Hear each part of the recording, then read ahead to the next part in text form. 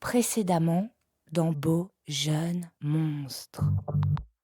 Salut, je m'appelle Willy. Vas-y, fais le monstre. On dit handicapé. Putain. Qu'est-ce que ça va faire? Vous le prenez chez vous et il meurt dans 2 semaines. Je préfère mourir qu'être un légume. Mais je suis pas mort.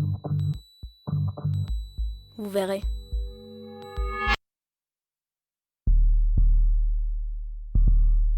Mon père, je l'ai plus jamais entendu. Il est parti. Et ma mère est restée à côté de moi. Tous les jours, toutes les nuits. Quand j'ai eu 3 ans, j'étais toujours là.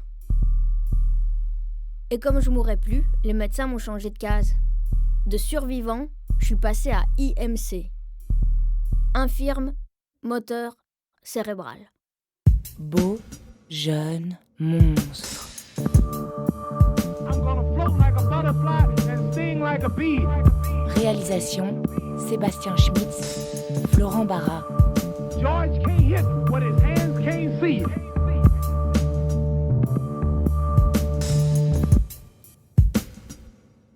Épisode 2. La mère reste debout. Moi, IMC, ça me va. Mais ça sonne mieux en anglais. IMC. Ma mère, ça la rassurait aussi. J'étais plus un monstre. J'étais infirme.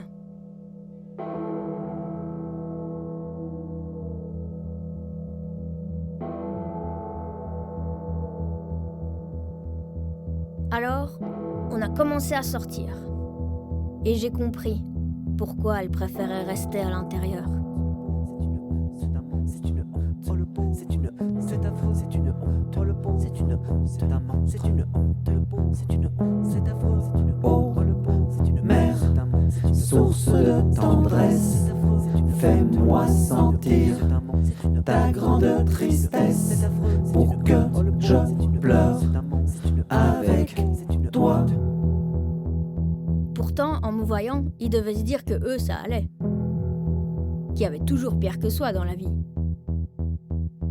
Les handicapés, ça permet au reste de se sentir appartenir à une normalité. Et puis ça contribue à la bonne humeur nationale. Quelle chance on a d'être en bonne santé, nous. Mais bon, pas un merci, hein. Rien. Stabat Mater dolorosa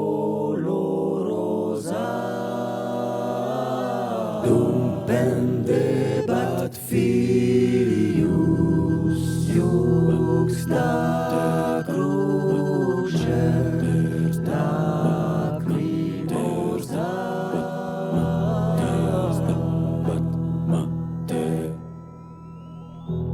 Et ma mère, ça la déprimait.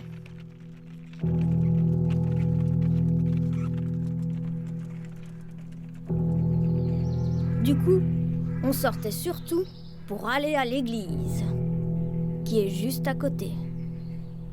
Et puis parce que les infirmes, à l'église, c'est son bise, non? Ma mère, comme elle avait perdu mon père, elle est allée chercher le père d'un autre. Éternel, ne me punis pas dans ta colère. Aie pitié de moi, Éternel, C'était toujours la première à l'église. car je suis sans force. Elle y restait des plombes, à chialer. Guéris-moi, Éternel, mon âme est toute troublée, car mes os sont tremblants. J'ai le visage usé par le chagrin. Tous ceux qui me persécutent le font vieillir. Saisi d'épouvante, il recule soudain, couvert de honte. Peut-être elle croit que c'est ça qui m'a tenue en vie. Alors, elle m'a lu toute la Bible. Et elle a cru que je croyais. Bon, quand elle me posait des questions, je faisais pour dire oui et pour dire non. En même temps, moi, j'ai envie de dire que s'il y avait un Dieu, il aurait pu faire attention au départ, quoi. Il aurait pu éviter que la petite graine aille dans la grosse graine et que ça fasse une petite boule qui passerait pas par le petit trou. Ça nous aurait évité pas mal de tracas. Mais bon, elle voulait croire en Dieu. Alors, elle a cru en Dieu. Un peu plus à droite, madame. Et puis, Voilà. elle a rencontré quelqu'un 1, 2, 3. à l'église. Souriez. Merde, j'ai fermé les yeux. Rémi, qui vient du village d'à côté et du latin remedius, qui veut dire remède. Ils se sont mariés à l'église, puis ils ont eu un enfant au printemps. C'est ça. Et on y va. Mon demi-frère, Augustin, comme le saint, celui qui aime aimer. Oui, je suis fier de toi. Allez, pousse encore. On pousse. Oui, on pousse. On bloqué. Le voilà. Oh, mon fils. Mon fils. Moi, j'avais 3 ans. 3 ans de survie à 3 ans, c'est pas mal. Et j'ai continué à vieillir, en me demandant chaque jour pourquoi cet homme avait épousé cette femme, qui n'était pas qu'une femme, mais aussi ma mère. Et ma mère, quand même, elle est vieille. Et puis voilà, quoi, c'est ma mère, elle est chiante. Je l'aime, hein, mais elle est chiante. Eh ben, j'allais pas tarder à savoir pourquoi il restait, le remède. En attendant, avec Augustin, on a bien rigolé. Au début, pas trop. Quand il me voyait, il pleurait. Je sais pas s'il était triste ou s'il avait peur. Quand on est petit comme ça, on pense rien. On n'a pas triste, on n'a pas peur. On a juste envie de chialer pour qu'on s'occupe de nous. Alors, quand ma mère et Rémi voulaient être un peu tranquilles, ils le laissaient dans ma chambre. Et lui, il s'arrêtait pas de chialer. Et moi, j'essayais de m'évader. Je forçais comme ça sur mes jambes. Je tirais comme ça sur mon cou. Mais je décollais pas, hein, évidemment. Alors je fermais les yeux et je pensais très fort que je partais. Que je partais loin. Que je partais loin.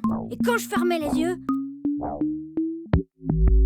je volais. J'étais léger. J'étais léger comme une bulle de savon. Non, j'étais une bulle de savon. Et personne ne pouvait me faire éclater.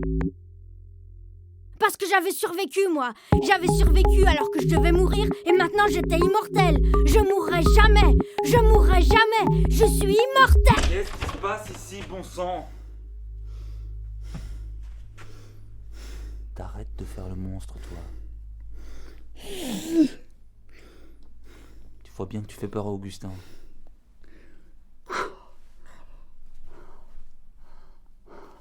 Tu arrêtes de faire le monstre.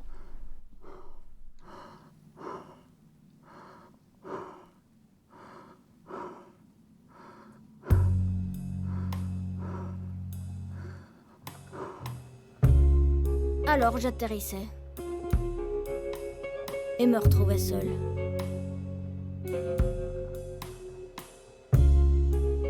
Après, quand il a été un peu plus grand, Augustin, il s'est bien amusé. Il était toujours en train de jouer avec moi. Il me mettait des billes dans le nez. Il me dessinait sur le visage. Il me coupait les cheveux. Il me poussait, surtout quand ça descendait à pic. J'en ai pris des gamelles. On s'est bien marré.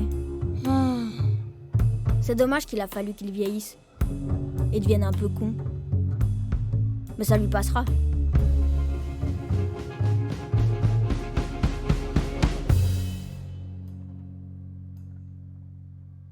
Cette année, à la rentrée, on m'a enfin trouvé une place dans une école. Un internat même. Alors à partir de maintenant, je rentrerai à la maison qu'un week-end sur 2. Bon, à 14 ans, il était temps, hein. Fallait que je sorte un peu de chez moi. Fallait que je m'émancipe. Vous verrez.